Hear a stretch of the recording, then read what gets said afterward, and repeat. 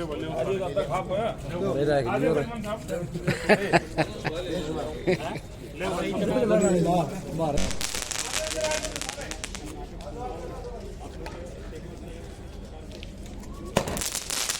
Congress party Rahul Gandhi Surjewala Randeep Surjewala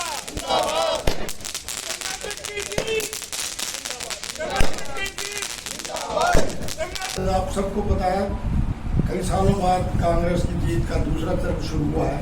कल हिमाचल से शुरू हुआ था, आज कर्नाटका से हुआ है। हिमाचल एक छोटी स्टेट थी, कर्नाटका बहुत बड़ी स्टेट है जिसको दक्षिण का द्वार कहते हैं। यहाँ दारों मदार सारा नरेंद्र मोदी जी वर्सेस राहुल गांधी और प्रियंका गांधी की आपस की राजनीतिक लड़ाई थी और ये लड़ाई असत्य पर सत्य की जीत है। कर्नाटक के मुद्दों की लड़ाई थी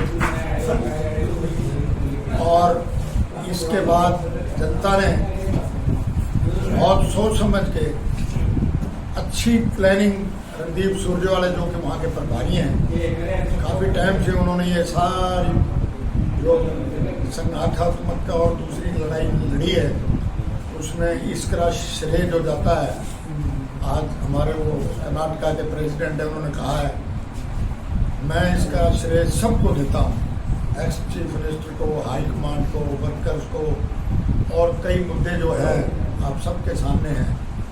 ये आज सारे हिंदुस्तान में ये कर्नाटका की जो जीत कांग्रेस की है, ये 2024 का एक नई शुरुआत कांग्रेस के लिए हुई है।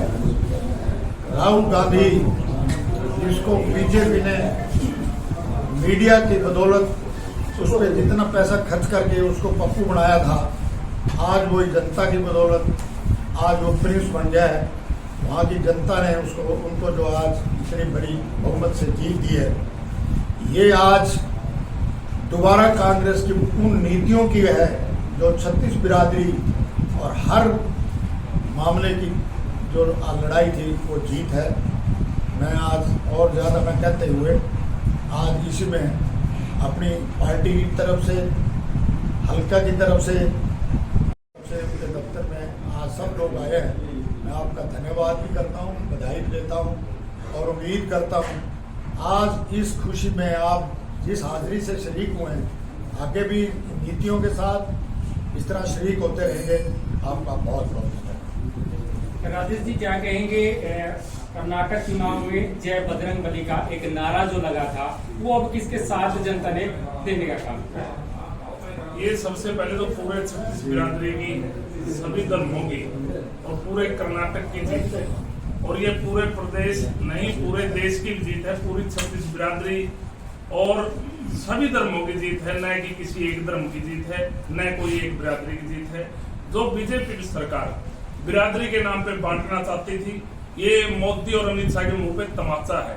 और जो बजरंगबली जी की शरण में गए थे जीत का आशीर्वाद लेने के लिए, बजरंगबली जी ने भी उनको गदा मारकर अपने घर बैठाने का काम किया है। बजरंगबली जी का आशीर्वाद कांग्रेस पार्टी के साथ है, आम जनता के साथ और छत्तीस बिरादरी और सभी धर्मों के साथ बजरंगबली जी का आशीर्वाद है। ये जीत पूरे प्रदेश नहीं पूरे देश की है। सोनिया गांधी जी ने, राहुल गांधी जी ने रणदीप सुरजेवाला को वहां रणनीतिकार बनाकर भेजा था, वहां का प्रभारी बनाने का काम किया था। रणदीप जी ने उनके आशीर्वाद को और उनके विश्वास को अटूट और पूरा मजबूत रखा है और वहां रणदीप जी की रणनीति के आगे मोदी और अमित शाह जी धराशायी हो गए और उनको मार का सामना करना पड़ा। क्या लगता है कर्नाटक की जीत से और बाकी राजनीति की बात की जाए कितना असर इसका दिखाई देगा? हरियाणा की बात करें, हरियाणा में भी आगे चुनाव होने हैं, कितना असर इस चीज का? ये 2024 के चुनाव में चाहे लोकसभा का चुनाव हो चाहे प्रदेशों के चुनाव हो, ये एक बहुत बढ़िया साबित होगा। और जो ये रणनीति बनाई गई है कर्नाटक में रणदीप सुरजेवाला जी ने, उसके बाद 10वें महीने दिसंबर में राजस्थान और मध्य प्रदेश और छत्तीसगढ़ के चुनाव है, वहां भी कांग्रेस की परचम लहराई और भारी जीत होगी और मोदी जी और अमित शाह के मुंह के ऊपर वहां भी तमाचा होगा, पब्लिक का और छत्तीस बिरादरी का, सभी धर्मों का होगा। ये लोकसभा चुनाव, आने वाले लोकसभा चुनाव में कांग्रेस पार्टी पूरे देश में परचम लगाने का काम करेगी और इन चोर लुटेरों और ठगों को, अमित शाह और मोदी जी को घर बिठाने का ये पब्लिक, ये जनता, ये सभी युवा, सभी महिलाएं, सभी पहले ये घर बिठाने का। कर्नाटक की जीत कहीं ना कहीं जो भारत जोड़ो यात्रा राहुल गांधी ने की थी, उसका कितना असर आपको लगता है कि उस चीज का? सारा राहुल गांधी का श्रेय है। सब जो यात्रा की थी, जो उसमें निखर के आया है, राहुल गांधी जी की मेहनत और उसकी लगन और उसकी ईमानदारी देखने को मिली है कर्नाटक। उससे ईमानदार और उससे सच्चा कोई नेता है ही नहीं। ये तो अमित शाह जी और मोदी जी तो एक लूट और खसोट और झूठ की दुकान है, जो अब ताला लगाने का काम किया है कर्नाटक ने। ये उसकी दुकान के ऊपर ताला लग गया है और ये सिमटती जाएगी। हरियाणा में जिस प्रकार से देखा जाए, कांग्रेस पार्टी कहते हैं अभी गुटबाजी का शिकार है, तो आने वाले विधानसभा और लोकसभा चुनाव में आपको क्या लगता है, क्या मिलकर के चलेगी पार्टी? बिल्कुल कोई गुटबाजी नहीं है, सभी एक है। सबका अपना अपना खुद का संकल्प है, खुद का वो है भाई तरीका है पब्लिक में जाना और वोट मांगने का। लेकिन कांग्रेस पार्टी ग्राउंड स्तर पे भी सब एक हैं और हरियाणा में 70 सीट आएंगी कांग्रेस की और हाईकमान फैसला करेगा कौन मुख्यमंत्री की सीट पे बैठा है, कौन मंत्री वजीर बनेगा इस प्रदेश का, वो हाईकमान है। पिछली बार भी अगर सीट अच्छे से बांटी होती तो शायद हो सकता था आज के समय ये चर्चाएं चलती कि कांग्रेस की सरकार होती, लेकिन आपके गुटबाजी की वजह से आपकी सीटें खराब हुई, पक्ष में बैठे।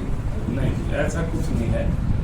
ये जो पीछे चुनाव थे, ये जो 75 पार का जो बीजेपी ने नारा दिया था, उसमें सब बहरे थे, लेकिन वो 40 पे अटक के खड़ी हो गई थी बीजेपी। इसमें मनोहर लाल खट्टर जी ने माना था, मैंने 75 सीट का नारा दिया, मेरी उम्र बताई थी, लेकिन ये लोग भी बैठ गए, 75 सीट समझ गए इसको। ये पीछे चुनाव में भी एक थे, सीटें जो बंटी हैं वो सब हाईकमान और कांग्रेस पार्टी ने बांटी हैं। जिसको सीट, जिसने चुनाव लड़ने टिकट दी थी, सबका अधिकार है, सबने अपने तन मन धन से चुनाव लड़े, लेकिन वोट देना तो पब्लिक का काम था। ये बस जो बीजेपी की लहर 75 का नारा था उसमें सब हुआ, लेकिन अब की बार ऐसा नहीं है। अब 70 पार का नारा है कांग्रेस पार्टी का, सीट आएंगे 80 पार।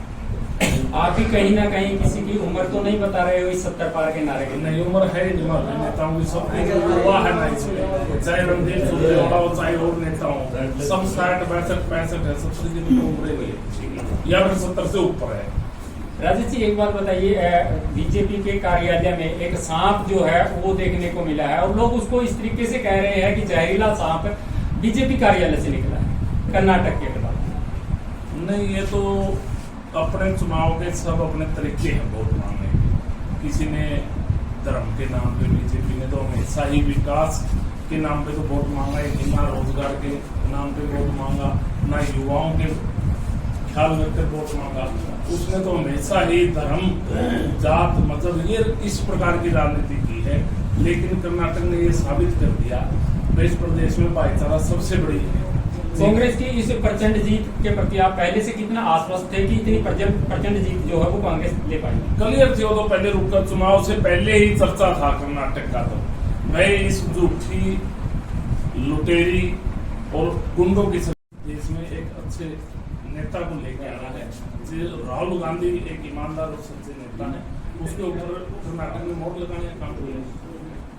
सवाल है सर। भूपेंद्र सिंह हुड्डा ने एक बयान दिया था पिछले दिनों, भाई अब की बार मेरी आर पार की और ये आखिरी लड़ाई है, तो उसके बारे में आप क्या कुछ कहना चाहेंगे? देखो, भूपेंद्र हुड्डा जी हो चाहे रणदीप सुरजेवाला जी हो चाहे मनीष सिंह, वो बहुत बड़े लीडर हैं और उनके बारे में मेरा कुछ कहना उचित नहीं है, ना मेरा कोई लेवल है। मैं किसान का बेटा हूँ, एक आम परिवार से, वो उनके अपनी खुद की सोच है, उसके बारे में मैं कुछ नहीं बोलूँगा। लेकिन एक बात सच्चाई है, कांग्रेस सारे ग्राउंड में भी ऊपर भी एक है और 70 पार सीट आएंगी। एक और बात बताया, हाईकमान ने फैसला करना है किसको चीफ मिनिस्टर कुर्सी बिठाना है, किसको वजीर की कुर्सी बिठाना है, ये हाईकमान का फैसला होगा। राज्य से चौधरी रणदीप सिंह सुरजेवाला का कद इस जीत के बाद काफी बढ़ गया है, क्योंकि कर्नाटक में तकरीबन काम वो निगरानी का देख रहे थे। इसके बाद जो हरियाणा में विधानसभा चुनाव होने हैं तो बहुत से युवा रणदीप सिंह सुरजेवाला के टच में हैं। तो इस जीत के बाद उनका कद बढ़ने के बाद टिकट वितरण में कितनी ज्यादा भूमिका रणदीप सिंह सुरजेवाला की रहने वाली? अभी मैं बता देता हूँ मीडिया के माध्यम से, अभी प्रभारी थे वो आंधी थे रणदीप सुरजेवाला। अब वो आंधा चीफ मिनिस्टर बनने के बाद पूरा गठन होने के बाद वो हरियाणा में अपना काम करेंगे और सभी हल्कों में जाएंगे, 90 के 90 हल्कों में कांग्रेस पार्टी को मजबूत करने का काम करेंगे। और जो भी उसके साथ जुड़े हुए हैं, जो भी टिकट मांगने के इच्छुक है, सबका आवेदन लेकर उनकी सबकी पैरवी करेंगे। वो हाईकमान ने फैसला करना है कि उसके किसको बिल्कुल ग्राउंड पर रहेंगे हरियाणा में, और उनकी बहुत मजबूत दावेदारी रहेगी हर चीज। कर्नाटक कांग्रेस जिंदाबाद, कर्नाटक जिंदाबाद। अंकल जी से शुरुआत करते हैं। बस कौन दे रहा है? चल दे दो जिंदाबाद, दे दो कांग्रेस सारे मत दो। हां